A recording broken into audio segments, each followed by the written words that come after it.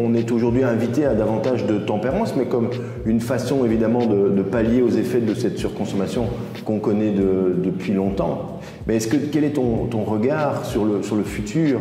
Est-ce que dans la situation dans laquelle on se trouve, et il est vrai qu'aujourd'hui, en 2023, la situation géopolitique se dégrade considérablement, on est tous très inquiets par les questions de climat, on a de jeunes adultes qui renoncent un peu à l'idée même de faire des enfants, de les mettre au monde.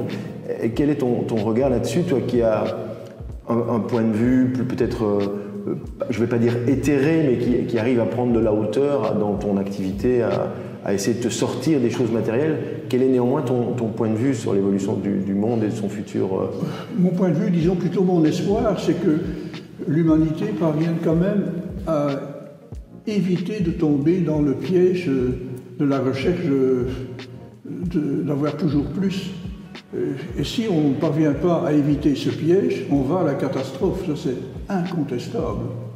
Maintenant, il est possible que l'homme soit intelligent et qu'à un certain moment, il se rend compte du risque que nous fait courir ce genre de société. Je ne sais pas. Je voudrais rester optimiste, mais je comprends que beaucoup de gens hésitent à continuer à se reproduire. Hein. Et tu peux nous dire ce que sont pour toi les valeurs essentielles? Les valeurs essentielles, c'est pouvoir se contenter de peu et d'être heureux avec peu. Et d'abord, c'est ça le grand luxe. Et beaucoup de gens aisés qui ont de gros moyens, ils ne se contentent pas de peu, ils veulent toujours plus, alors ils sont forcément malheureux. Celui il faut évidemment combattre la misère, ça c'est évident.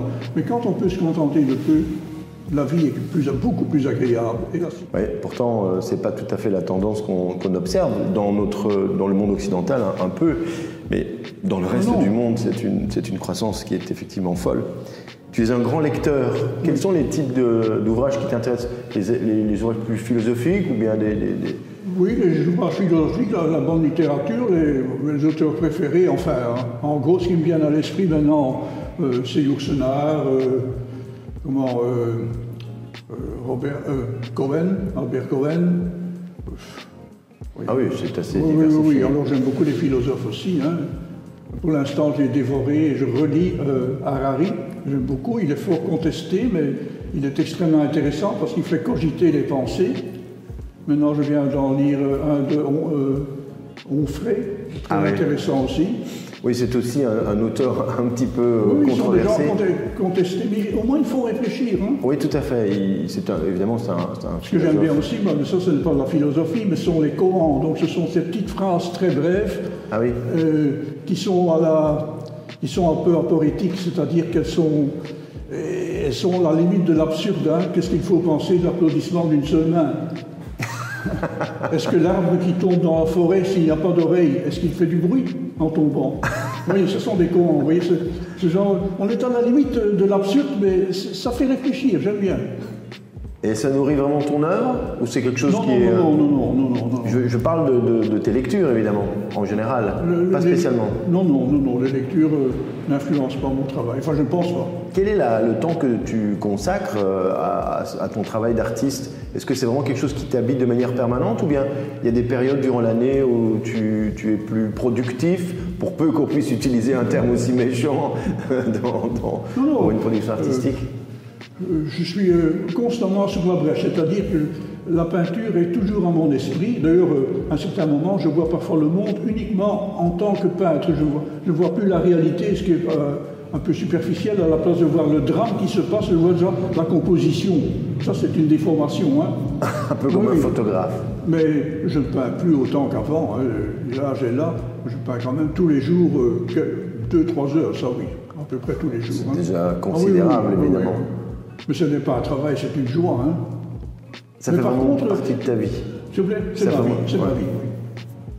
Ma vie aussi, ce sont les jeux de réflexion. Hein.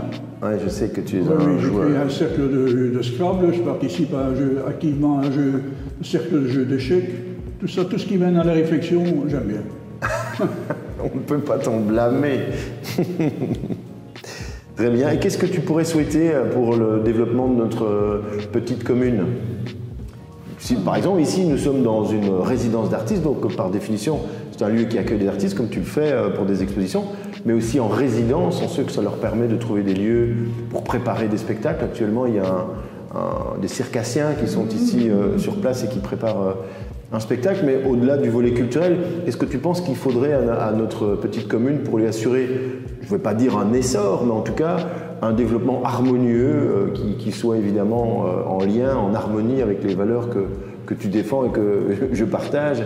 Moi, je passe beaucoup de mon temps à essayer de protéger notre village, en tout cas de lui garder son essence, son esprit, son apparence, notamment avec l'aménagement du territoire.